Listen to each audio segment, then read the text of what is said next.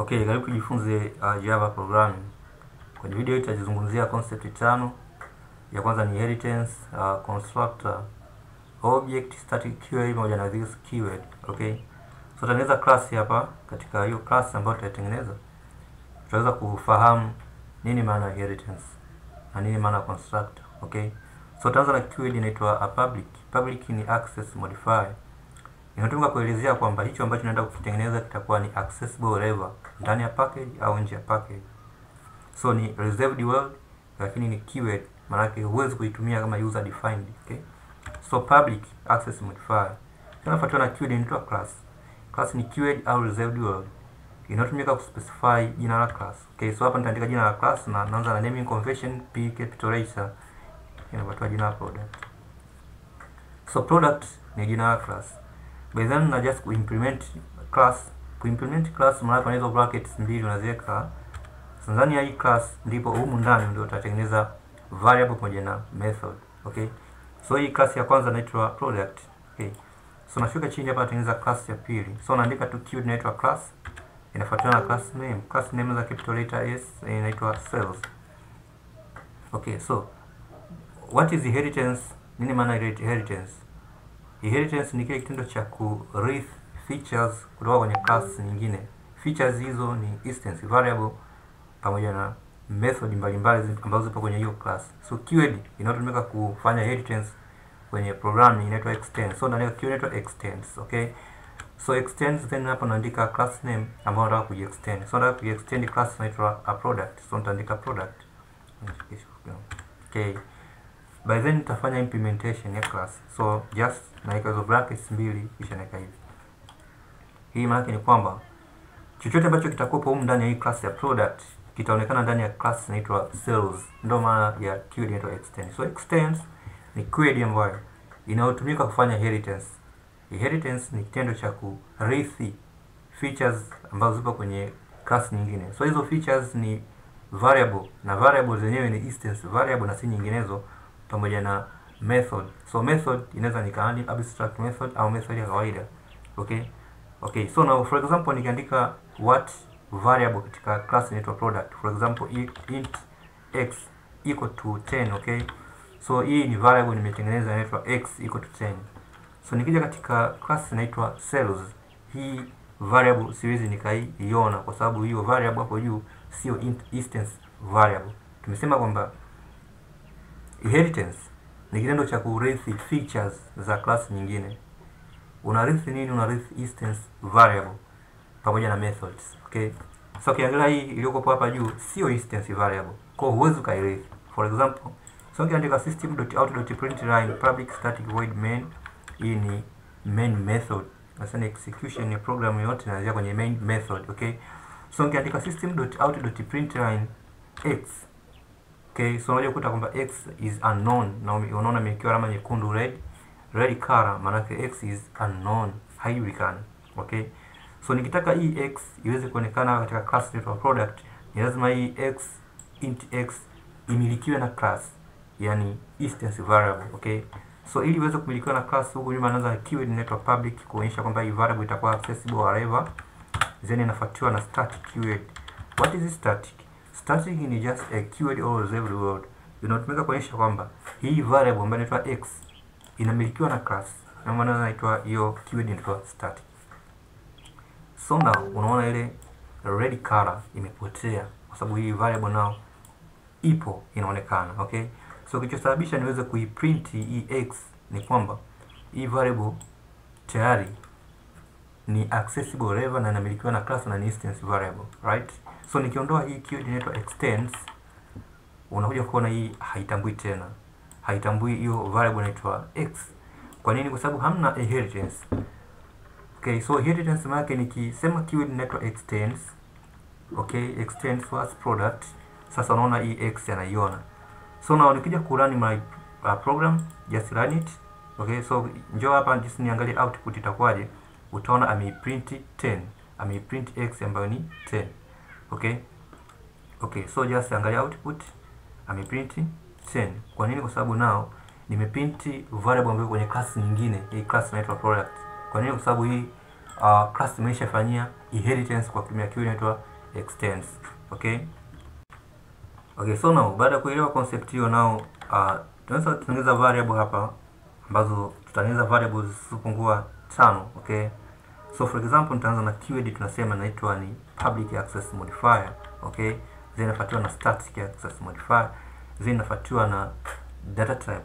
So data type hii itakuwa just a string s, tunaweza keep it right. Okay, then string for example a product, then product name. Alright, this is a product name for example equal to a cost for example. Okay, so na variable ya kwanza, so my variable is string data type. Nimeanza na public access modifier. Okay, nimeanza na public ikifuatiwa na static kuonyesha hii ni instance variable. Okay, so again then public static for example purchasing price, static double, and data type with double, then what purchasing price, and then for example this purchasing price equal to 2000. Okay, then just tengeneze a variable nyingine, so itakuwa hii ni just a selling price. Then public static, then again double, then just selling. Okay, this is the price, then a selling price and equal to example.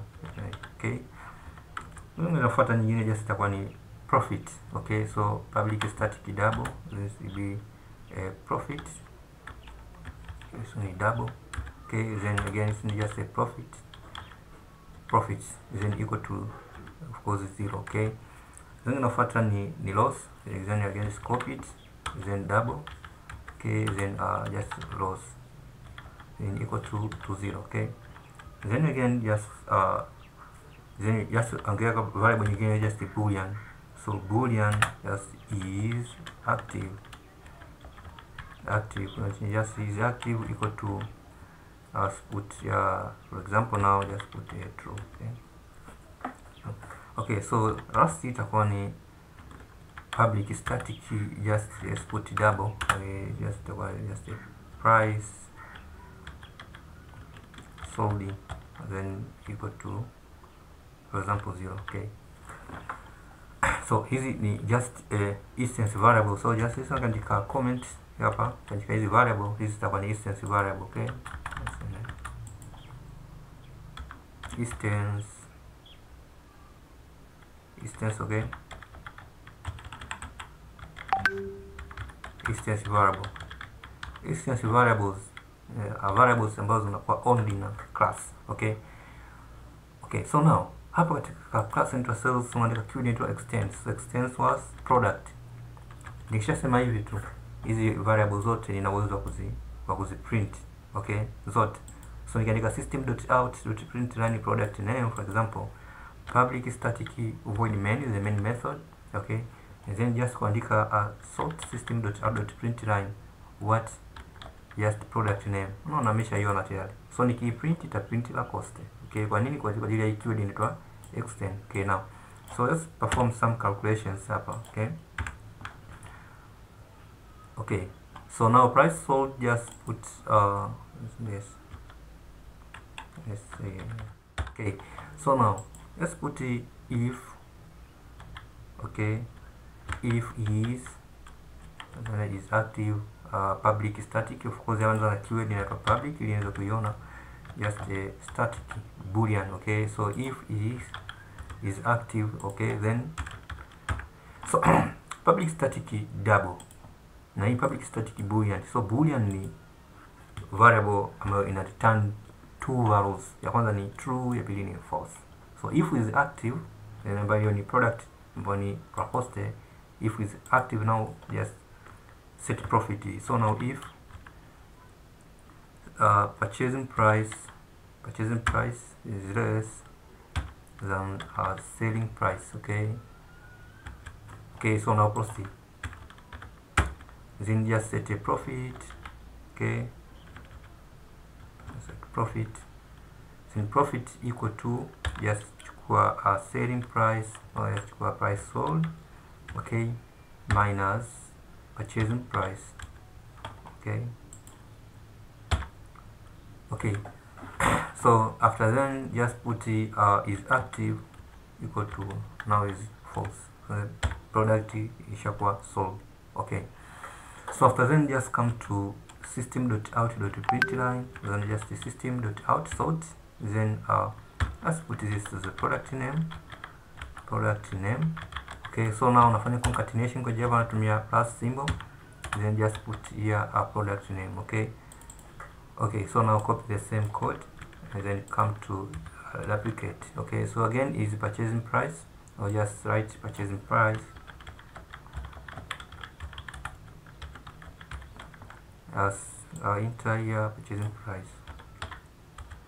Okay, then again selling price. Okay, so now just try to run my program. So you katika main method then run it. Okay, so unakuja kuona this ni output. Okay, so product names la cost, purchasing price ni hapo na selling price ni hapo, then profits ni ya price sold ni. Okay, so hiyo ndio maana ya what ya inheritance. Okay, so inheritance ni process ya ku raise property kutoka kwenye class moja kwenda kwenye class nyingine. So hizo zitakuwa ni just instance variable pamoja na methods. Okay, so kwenye video tutorial unaofuata ndio kuzungumzia concept ya constructor pamoja na concept ya object.